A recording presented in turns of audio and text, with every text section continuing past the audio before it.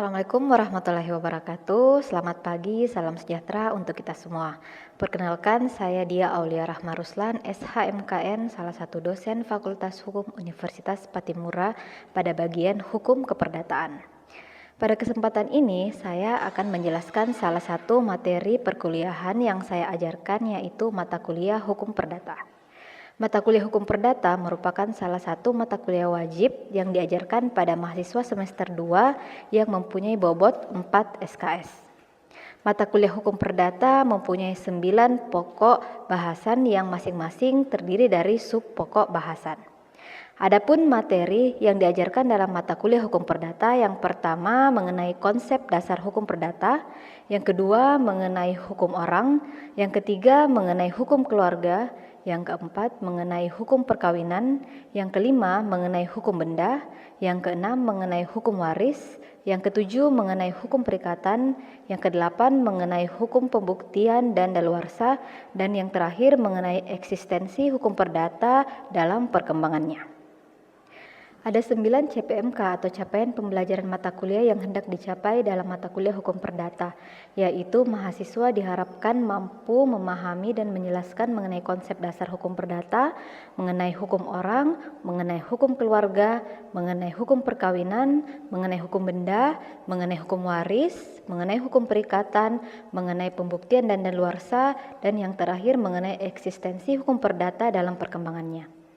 Adapun indikator penilaian dalam mata kuliah Hukum Perdata, yang pertama ialah kehadiran dan keaktifan mahasiswa sebesar 10%, tugas individu sebesar 15%, tugas kelompok sebesar 20%, ujian tengah semester sebesar 25%, dan ujian akhir semester sebesar 30%. Demikian yang dapat saya sampaikan terkait pernyataan diri dosen dalam unjuk kerja Tridharma Perguruan Tinggi dalam bidang pengajaran, yang merupakan salah satu indikator penilaian dalam penerimaan sertifikasi dosen tahun 2025. Selanjutnya merupakan cuplikan video pembelajaran yang saya berikan kepada mahasiswa dengan mengangkat salah satu materi perkuliahan dalam hukum perdata, yaitu hukum perkawinan. Lebih dan kurangnya mohon dimaafkan. Wassalamualaikum warahmatullahi wabarakatuh dan selamat pagi. Baik, bismillahirrahmanirrahim. Assalamualaikum warahmatullahi wabarakatuh. Waalaikumsalam warahmatullahi wabarakatuh. Dan selamat siang. Gimana kabarnya hari ini adik-adik? Baik. Oke, baik. Minggu lalu itu kita sudah membahas materi mengenai hukum perorangan. Untuk minggu ini kita akan lanjut ke materi mengenai hukum perkawinan. Jadi ini materi selanjutnya untuk mata kuliah Hukum Perdata. Nah, sebelum masuk ke materi, saya ingin tanya dulu, kira-kira ada yang sudah tahu atau ada yang sudah pernah baca apa yang dimaksud dengan perkawinan? Coba unjuk tangannya kalau ada yang sudah pernah dengar atau sudah tahu.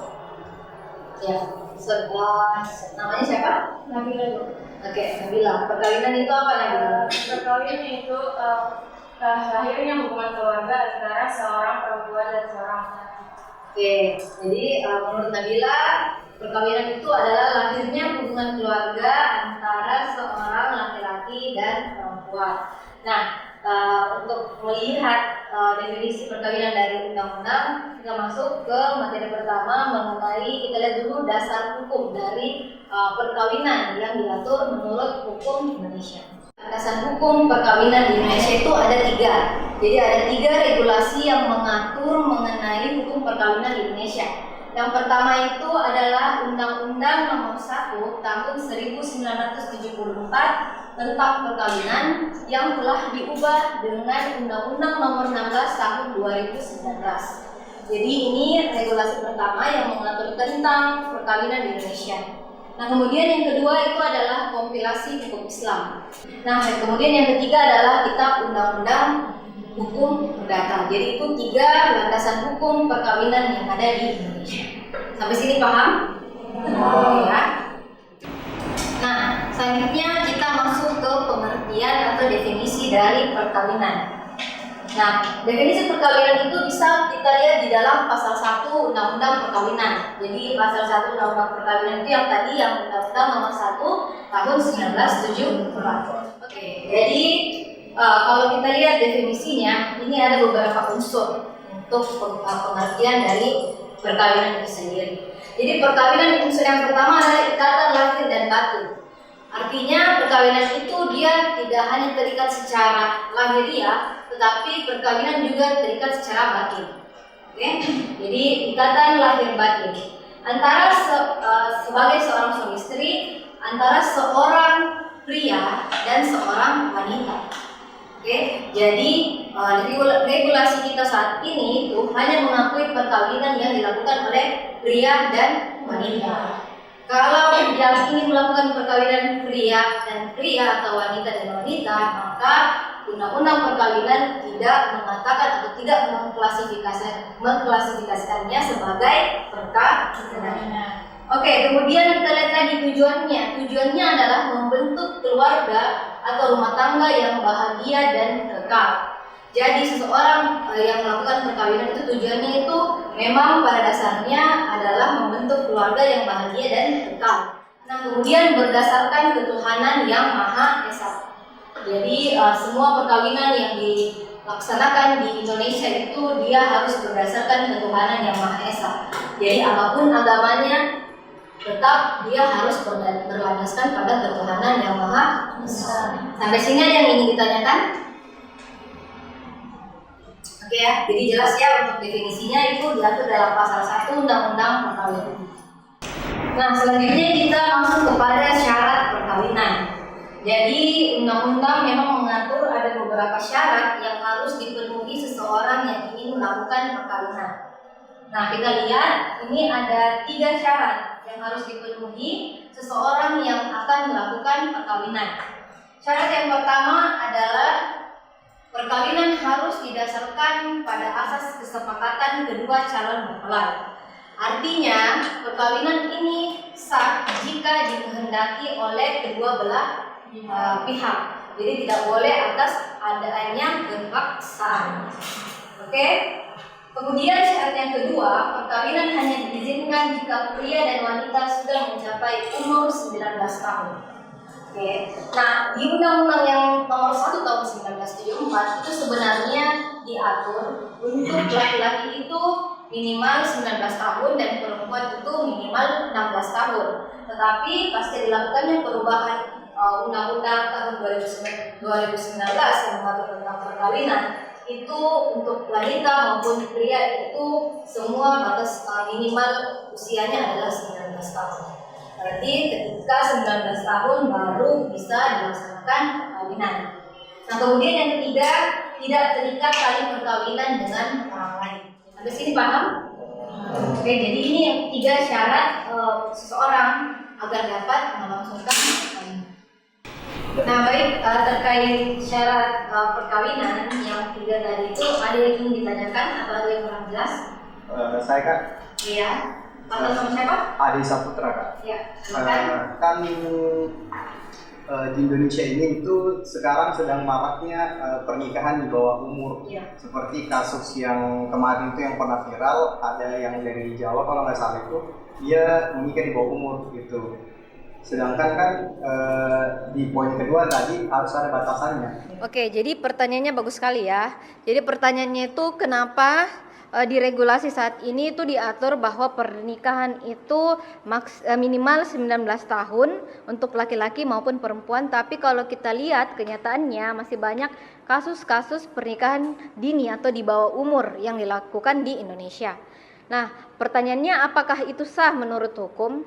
Jadi sebenarnya hukum di Indonesia itu memperbolehkan atau memberikan ruang bagi orang yang belum berumur 19 tahun tetapi dia ingin menikah. Nah, caranya adalah harus meminta dispensasi dari pengadilan. Nah, ketika ada dispensasi itu, maka proses perkawinan dapat dilangsungkan dan tetap dianggap sah secara hukum. Nah, apa alasannya? Biasanya memang ada beberapa alasan yang menjadikan banyak pasangan di bawah umur itu melakukan pernikahan dini. Salah satu faktornya itu karena adanya kesulitan ekonomi. Jadi kalau orang-orang di daerah itu berpikir ketika anak perempuannya menikah itu bisa meringankan beban ekonomi dari keluarga. Oke ya, sampai sini paham? Nah, selanjutnya kita masuk ke syarat sah perkawinan. Nah, apa syarat itu? Kita lihat dalam Undang-Undang Perkawinan di pasal 2 ayat 1, itu dijelaskan bahwa perkawinan adalah sah jika dilangsungkan menurut agama dan kepercayaan masing-masing. Oke, itu syarat yang pertama. Jadi perkawinan harus dilangsungkan menurut agama dan kepercayaan masing-masing. Nah, yang kedua, perkawinan harus dicatat menurut peraturan perundang-undangan yang berlaku. Nah, pencatatan perkawinan ini juga berbeda antara umat muslim dan non-muslim.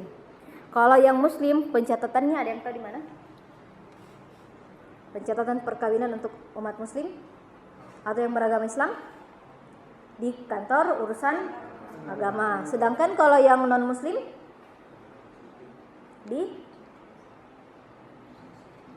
di kantor catatan sipil. Jadi itu perbedaan pencatatan perkawinan. Untuk yang beragama Islam itu di kantor urusan agama atau biasa kita kenal dengan KUA. Sedangkan kalau yang non muslim itu di kantor catatan sipil. Nah, jadi ini dua syarat sah menurut undang-undang perkawinan. Jadi harus dilangsungkan menurut agamanya, kemudian dicatatkan. Nah, selanjutnya tujuan perkawinan. Tujuan perkawinan ini kita bisa lihat dalam pasal 3 kompilasi hukum Islam. Kalau yang tadi di undang-undang perkawinan itu ada di pasal 1 dari definisi perkawinan. Nah, di pasal 3 kompilasi hukum Islam itu dijelaskan bahwa tujuan perkawinan adalah mewujudkan kehidupan rumah tangga yang sakinah, mawadah, warahmah. Oke ya, lanjut. Nah, selanjutnya larangan perkawinan. Nah, jadi ada orang-orang yang menurut undang-undang itu dilarang untuk melangsungkan perkawinan. Nah, ada yang bisa bantu baca? Coba yang baju kuning. Baca ketentuan tentang larangan perkawinan yang diatur dalam Undang-Undang Perkawinan. Pasal 8 Undang-Undang Perkawinan mengatur tentang larangan perkawinan antara dua orang yang berhubungan darah dalam garis keturunan lurus ke bawah ataupun ke atas. Oke, satu dulu. Berhubungan darah dalam garis lurus keturunan ke bawah dan ke atas. Kira-kira siapa ini? Saudara bukan lurus. Yang lurus itu adalah, lurus ke atas itu adalah orang tua, derajat pertama, derajat kedua kakek dan nenek, derajat ketiga buyut, dan sampai ke atasnya. Pokoknya semua tanpa derajat lurus ke atas. Kalau lurus ke bawah siapa? Anak. Derajat pertama, derajat kedua cucu, derajat ketiga cicit, nah sampai keturunan selanjutnya.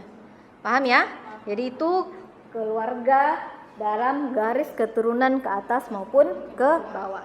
Oke, lanjut. Yang kedua. Berhubungan darah dalam garis keturunan menyamping yaitu antara saudara. Oke, saudara dan seorang saudara orang tua dan antara seorang dengan saudara neneknya. Oke, lanjut. Berhubungan semenda yaitu mertua, anak tiri, menantu, dan ibu atau bapak tiri. Berhubungan susuan yaitu orang tua susuan, anak susuan, saudara susuan, dan bibi atau paman susuan. Berhubungan saudara dengan istri atau bibi atau kemenakan dari istri dalam hal seorang suami beristri lebih dari seorang. Mempunyai hubungan yang oleh agamanya atau peraturan lain yang berlaku dilarang kawin. Dilarang melakukan perkawinan dengan orang-orang yang menurut agamanya itu tidak boleh melangsungkan perkawinan. Ada pertanyaan sampai di sini? Oke ya, jadi jelas ya ini tentang larangan perkawinan. Kita lanjut. Nah, ini adalah tata cara perkawinan yang diatur menurut hukum Indonesia. Jadi secara garis besar ada 4. Yang pertama itu adalah persiapan dan pemberitahuan. Jadi calon pasangan suami istri itu yang pertama itu harus melakukan persiapan dan pemberitahuan. Pemberitahuan hendak menikah, calon pengantin harus memberitahukan keinginan mereka untuk menikah kepada pegawai pencatatan nikah atau PPN di wilayah tempat perkawinan akan dilangsungkan. Jadi biasanya itu mengikuti domisili dari calon istri atau dari perempuan. Kemudian yang kedua, waktu pemberitahuan. Pemberitahuan ini sebaiknya dilakukan minimal 10 hari kerja sebelum perkawinan itu dilaksanakan. Nah, untuk bentuk pemberitahuan itu bisa dilakukan secara lisan, dan bisa dilakukan secara tertulis. Nah, kemudian penelitian dan pencatatan. Penelitian syarat, PPN akan meneliti apakah semua syarat perkawinan telah terpenuhi dan apakah tidak ada halangan hukum untuk pernikahan tersebut. Nah, selanjutnya pelaksanaan perkawinan. Dilaksanakan sesuai hukum agama dan kepercayaan. Perkawinan juga harus disaksikan oleh pegawai pencatat nikah dan 2 orang saksi selain dilakukan sesuai dengan tata cara agama. Nah, pencatatan perkawinan ini tadi yang merupakan syarat sah perkawinan itu harus dicatatkan pada instansi yang berwenang. Ada yang ingin ditanyakan? Jelas ya? Nah, kita lanjut ke akibat perkawinan. Jadi perkawinan yang sah itu memiliki akibat hukum. Beda tadi yang saya katakan kalau ada akibat atau ada perkawinan yang tidak sah, itu dia tidak melahirkan akibat hukum. Sedangkan kalau dia sah itu akan melahirkan akibat hukum. Apa akibat hukumnya? Yang pertama, timbulnya hubungan suami dan istri. Jadi yang semula tidak ada hubungan, dengan adanya perkawinan maka adanya hubungan suami dan istri antara seorang laki-laki dan seorang perempuan yang mana masing-masing mempunyai hak dan kewajiban. Kemudian yang kedua, timbulnya hubungan antara orang tua dan anak. Nah, untuk perkawinan yang tadi saya jelaskan, perkawinan yang tidak sah secara hukum itu tidak ada hubungan antara orang tua dan anak, khususnya untuk ayah dan anaknya. Ya. Kemudian yang ketiga, timbulnya harta benda dalam perkawinan. Jadi ketika seseorang menikah itu undang-undang perkawinan mengatakan akan terjadi penyatuan harta atau semua harta yang diperoleh pada saat perkawinan sampai perkawinan tersebut berlangsung itu merupakan harta bersama. Oke ya. Nah, ini yang saya maksud tadi harta benda dalam perkawinan. Nah, kita bisa lihat dari 3 regulasi yang mengatur tentang undang-undang perkawinan. Kalau hukum Islam, di dalam kompilasi hukum Islam itu pada dasarnya tidak mengenal yang namanya harta bersama. Jadi pada dasarnya hukum Islam itu harta perempuan atau harta istri yang menjadi hak istri. Harta laki-laki menjadi harta laki-laki. Jadi masing-masing. Jadi meskipun terjadi perkawinan tidak ada penyatuan harta. Oke ya. Sedangkan di dalam KUH Perdata itu dia mengenal yang namanya pencampuran harta secara bulat. Jadi misalnya si A dan si B itu melakukan perkawinan, maka semua harta yang diperoleh sebelum terjadinya perkawinan dan yang diperoleh setelah perkawinan itu semua merupakan harta bersama. Ya. Tapi ini harta bersama dalam KUH Perdata hanya berlaku untuk perkawinan yang berlangsung sebelum keluarnya Undang-Undang Perkawinan atau sebelum tahun 1974. Oke ya. Nah, kalau untuk sekarang kita tunduk dalam ketentuan Undang-Undang Perkawinan. Undang-Undang Perkawinan sendiri itu membagi 2. Jadi ada yang namanya harta bawaan dan ada yang namanya harta bersama. Sudah pernah dengar? Nah, harta bersama ini ketika perkawinan tersebut berakhir itu akan dibagi 2. Jadi tidak peduli siapa yang mencari nafkah, mau istri yang bekerja, mau laki-laki atau suami yang bekerja, semua harta yang dihasilkan pada saat perkawinan itu merupakan harta bersama dan akan dibagi rata antara perempuan dan laki-laki ketika perkawinannya itu bubar. Oke ya? Nah, berakhirnya perkawinan. Kalau kalian biasa mungkin selama ini mengira perkawinan itu berakhir hanya karena perceraian. Ya. Jadi sebenarnya perkawinan itu bisa berakhir karena 3 keadaan.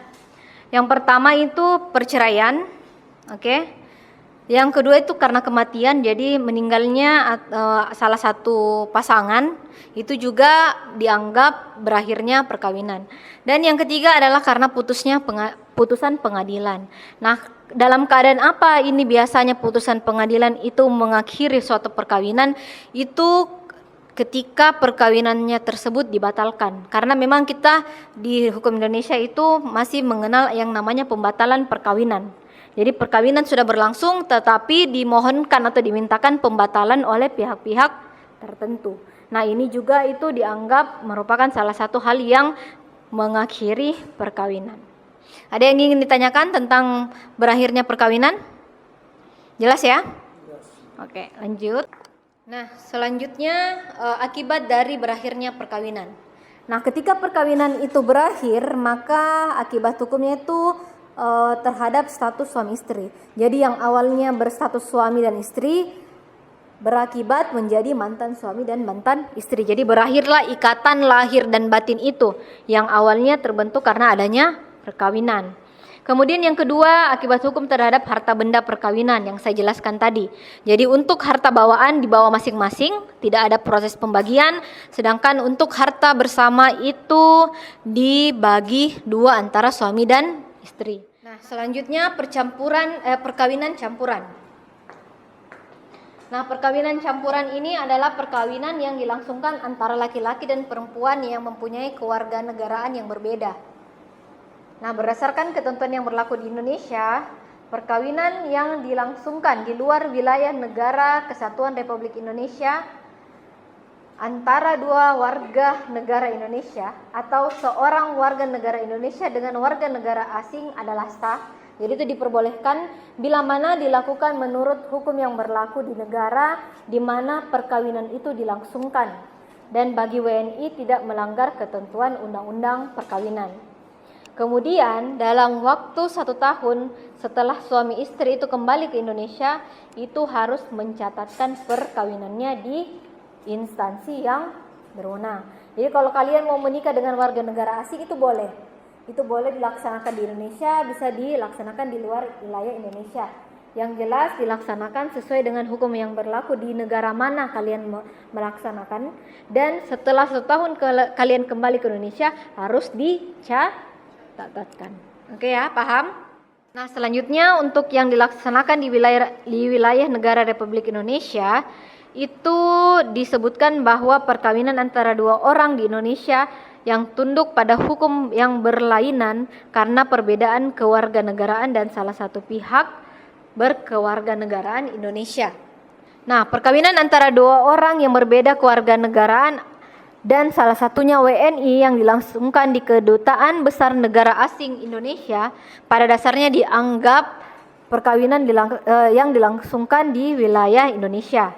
Perkawinan yang dianggap sebagai perkawinan yang dilangsungkan di luar Indonesia tersebut harus dicatatkan pada kantor catatan sipil paling lambat 1 tahun setelah kembali ke Indonesia.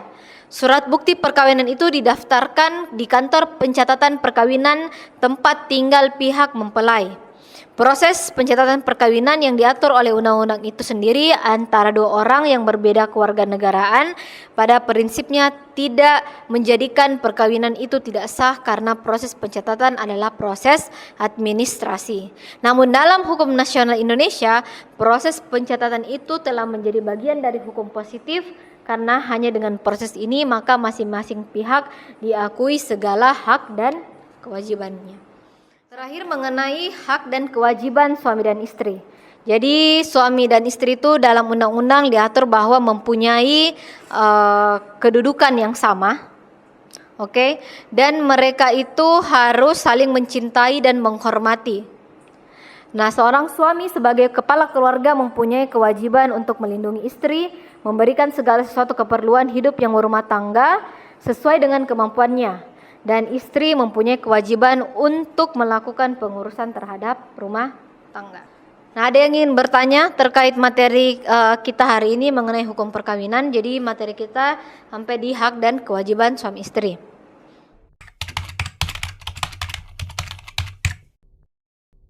Baik, jadi untuk waktu diskusinya sudah berakhir. Sekarang saya mau satu orang perwakilan dari kelompok untuk mempresentasikan jawaban dari analisis kasus yang sudah saya berikan.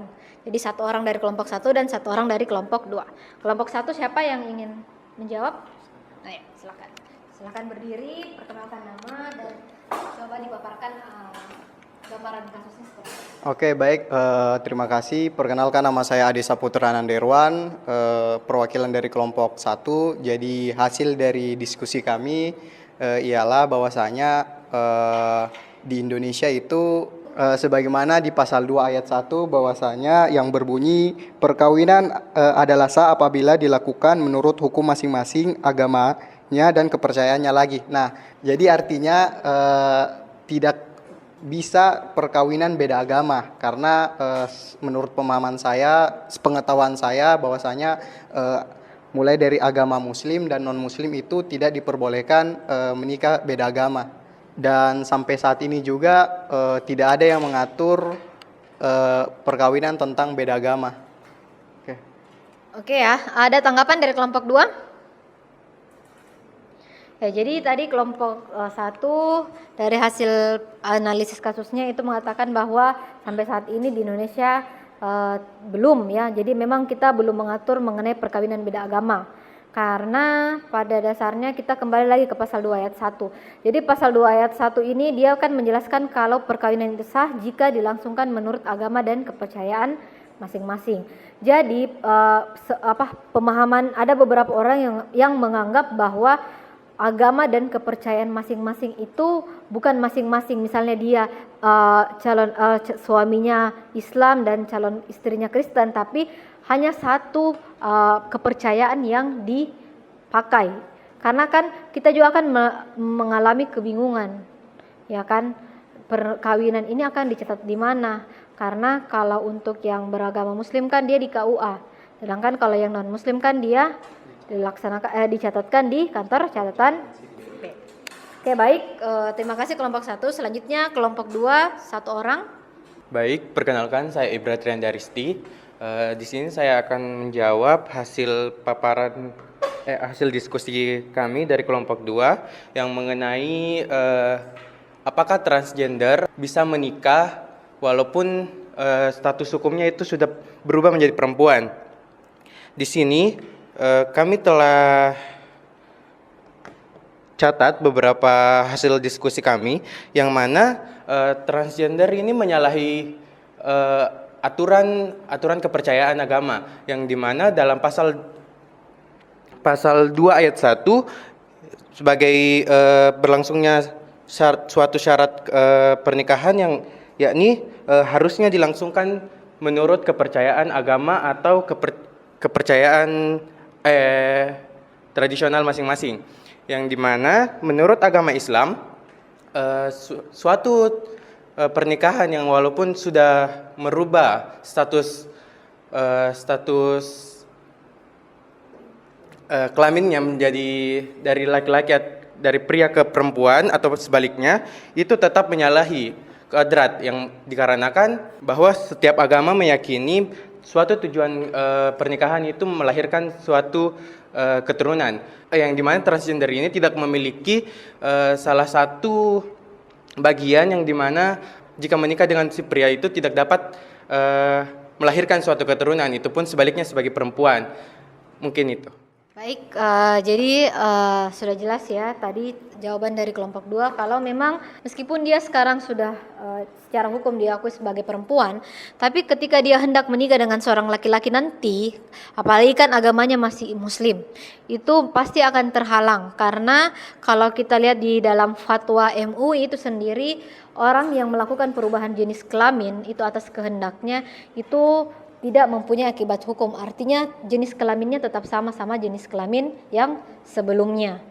Oke, jadi tidak ada perkawinan atau tidak boleh dilaksanakan perkawinan. Oke, nah karena juga kalau kita lihat dia tidak akan bisa mencapai salah satu tujuan perkawinan, yaitu menghasilkan keturunan. Oke, baik, terima kasih untuk pertemuan hari ini. Semoga apa yang kita pelajari hari ini dapat bermanfaat dan dapat teman-teman cerna dengan baik. Lebih dan kurangnya mohon dimaafkan. Assalamualaikum warahmatullahi wabarakatuh dan selamat siang.